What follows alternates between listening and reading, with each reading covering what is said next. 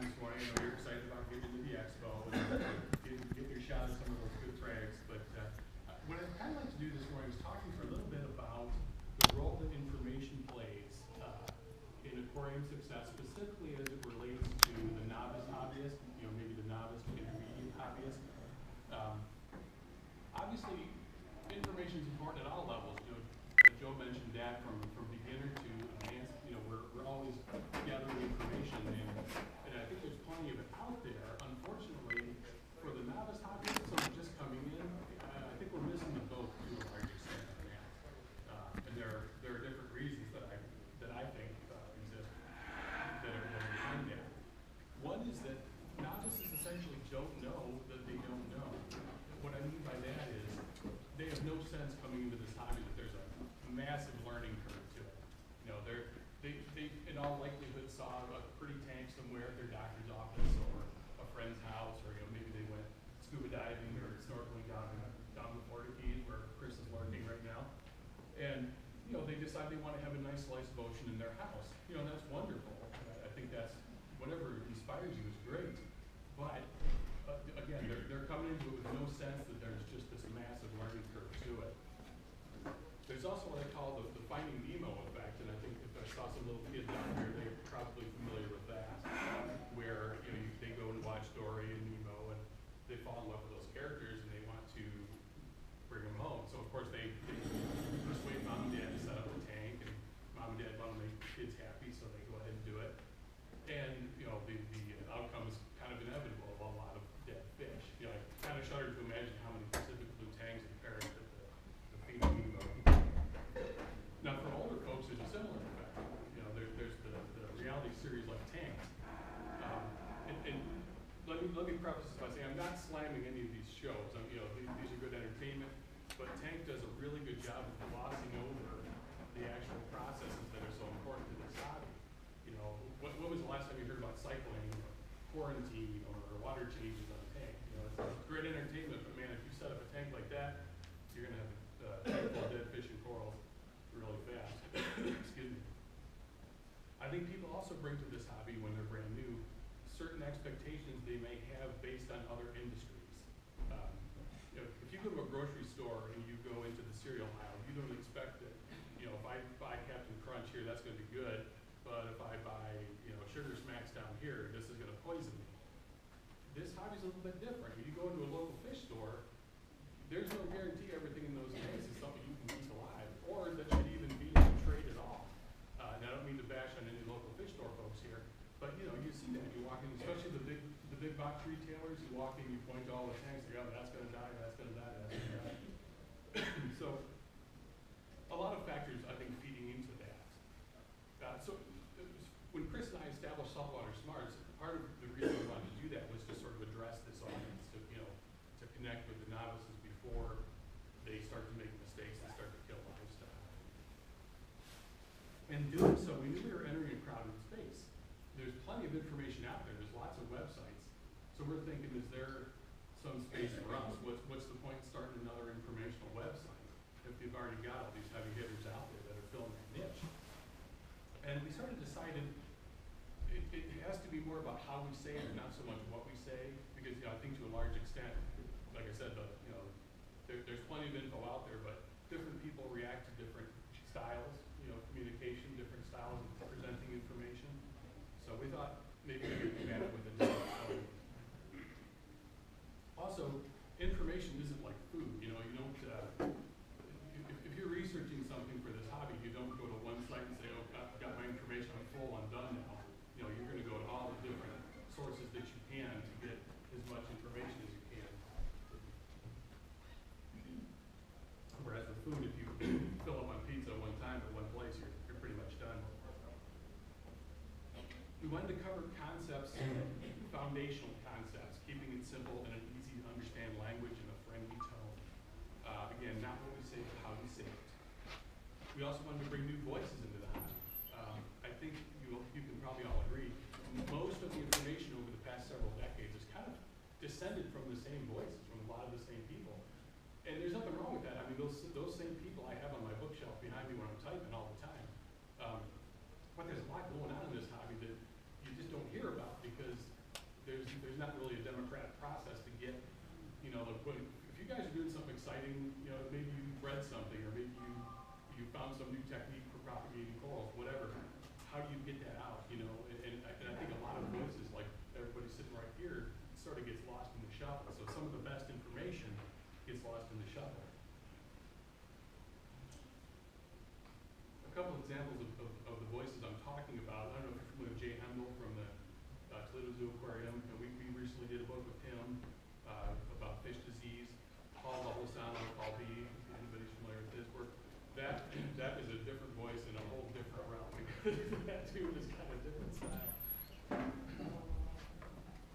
I think the bottom line is we wanted to be accessible to everybody. We want people to come to our site and think, I'm not going to get humiliated. Nobody's going to say I'm asking stupid questions or criticize me for, you know, asking a question that's answered somewhere else on the site. Basically the idea. Our mission in a nutshell was to help make the saltwater aquarium hobby accessible, understandable, and sustainable. Now that last term, sustainable, a mutual friend of ours, I don't know, is anybody familiar with Tim Berthasell of Terra Subaqua by any chance? He kind of challenged us on that mission statement and said, what do you mean by sustainable? Because, you know, what we're doing, I don't know, can you call it contributing to sustainability? Maybe, maybe not. He had a valid question because sustainability has become sort of a marketing buzzword, you know, like green or organic or environmentally friendly. It can sort of mean different things to different people. So we tried to answer that for ourselves, and we thought, well, as far as sustainability goes, what we're basically doing is helping people keep stuff alive. You know, if you can get to that novice before he buys that first animal, that first fish, that first coral, teach them how to select them properly, how to maintain them properly, just the basic foundational stuff, well then they're going to be a lot less likely to kill it and then have to buy a replacement. So I guess you could say that's what we're doing. So we kept the sustainable part in there. I should comment though, you know, when we're talking about sustainability, there's obviously a lot of exciting stuff going on in that realm right now. That I think really is worth mentioning. There'll be a lot of folks working on improving livestock collection practices and handling protocols in the chain of custody, that sort of thing. Really an exciting recent one is the captive breeding of yellow tangs by the Oceanic Institute at Hawaii Pacific University. That's pretty neat stuff, I think. Groups like the Marine Breeders Initiative, who are encouraging hobbyists to get involved in captive breeding at all different levels. And even efforts like Talbot's efforts to accumulate data, you know, data collection. It's not sexy, but it's a very important part of the whole sustainability picture. So anyway, as far as weaving this whole sustainability concept into, you know, the basic training of a new marine hobbyist, I think it's critical for a number of reasons. One is that our hobby does have an effect on the coral reefs. You know, I think it tends to be exaggerated to a large extent, you know, compared to other influences as far as the negative impact, but there's an impact there nonetheless. You know, many of our specimens still come from parts of the world where cyanide collection continues or other, you know, practices that are kind of questionable. A lot of people buy according to price, which is natural. I do it myself. So you have situations like the Bengai cardinal fish, which, you know, if you're familiar with it, it has very limited natural range. So any amount of collection pressure on this species is harmful. Not to mention, the thing breeds like a guppy in captivity, but we're still buying that fish while collecting, which, you know, kind of a black eye. No reason to do it. And you know, on top of all that, we're kind of an easy target.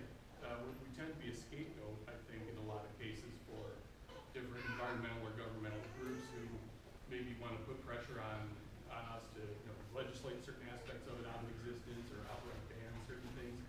So we have to be kind of beyond reproach in our practices. And again, if we can start as early as possible, the better. So bottom line with that whole sustainability picture, you know, if we can help new marine aquarists choose healthy livestock, choose appropriate livestock, maintain their systems properly, I think that's the best we can do. I don't know whether we're doing that or not, but that's what we're trying to do. So how are we achieving this whole mission, or how do we think we're achieving this? Again, we're trying to clarify marine aquarium concepts and the techniques, focusing on basically what's essential, not the bells and whistles. we want to bring people into the basic concept about overloading them with information. So we don't get really on chemistry and just not a whole lot of numbers. If you come to our site, you'll notice it's pretty stripped down for the most part. We're trying to present a path to success, not the path. As you're all aware, there are 1,000 different ways to get from from step 1 to step 10 in this hobby. You can take all kinds of routes to get there. We're also trying to meet people where they are. We recognize that not everybody has the same goals and ambitions in this hobby. Some people are perfectly happy to set up a clownfish tank and keep clownfish for their entire life, or others might want to have an advanced breed or propagate, whatever. We're just trying to welcome everybody. We're trying to achieve this with a variety of different formats. About 3 times a week we try to post written posts covering all kinds of things from species profiles to more philosophical things. We've got the books I mentioned earlier by folks like Jay Hemsel and Paul Baldessano. We have a new one coming out sometime in the next several months by a fellow named Paul Peschel, who's a shark expert. So that'll be about sharks and rays in the home aquarium. Again, always emphasizing that whole accessibility aspect. We want people to come to the site and feel like they're welcome, to feel like they're not going to be criticized or attacked for their viewpoints. One more thing I kind of want to touch upon, and then I'd love to get your thoughts on a few of these afterward, is the challenges that I see to effective information sharing, the challenges that are keeping us from reaching the people before they're making these purchases. One I call the echo chamber effect, and everybody here is perfectly familiar with this. You go online and you find information that may or may not be accurate. It gets repeated ad nauseum across the industry. It's everywhere. Like we all know garlic cures air, right? Except it doesn't. But that's out there, and if you're a brand new hobbyist and you come to that site, you don't know that's inaccurate. So that's, again, that echo chamber effect. Determining where to draw the line between too much and too little information. I kind of talked about that a bit earlier. The example I like to use here is if you're a car lover or a car owner, let's just say that, you don't necessarily need to understand how the internal combustion engine works or the braking system or the transmission. You just need to know where to put the oil and put the gas, and that you've got to take it in for regular maintenance. So it's kind of trying to decide where to draw that line as far as when we're presenting information. If you're talking about a protein skimmer, for instance, someone doesn't need to understand that what a dissolved organic compound is or hydrophilic molecules. They do just sort of need to understand it's a good idea to have, and then they have to maintain and empty the collection cup and wipe out the neck to keep it, humming along properly. So our culture doesn't put a lot of value in delayed gratification either. So there's kind of a really narrow window of opportunity to reach people with information before they start making that purchase. From the minute that idea formulates in their head to the time they're online buying or in the store is pretty small. I'm not sure if we're reaching those people. The information's out there for them. I just don't know if they're connected to it. And of course, some people just want validation for mistakes they've already made. They'll come to our site and ask questions, and you can tell from the questions they've already done the thing, and they just want you to basically say, yeah, go ahead, you did the right thing, go for it. Others, they even if you give them reliable information, they're gonna make the mistake anyway. So you can lead the horse to water, but can't always make it drink. Lastly, and I think everybody here again is pretty familiar with this, I think there's an overarching tone to the information available on this topic online in a lot of forums that's very negative, very caustic. If a newbie comes to a site and they want to post a question that's maybe it's a little stupid or it's redundant or it's already been addressed somewhere else on the site, man, they get attacked sometimes. And I think that really has a chilling effect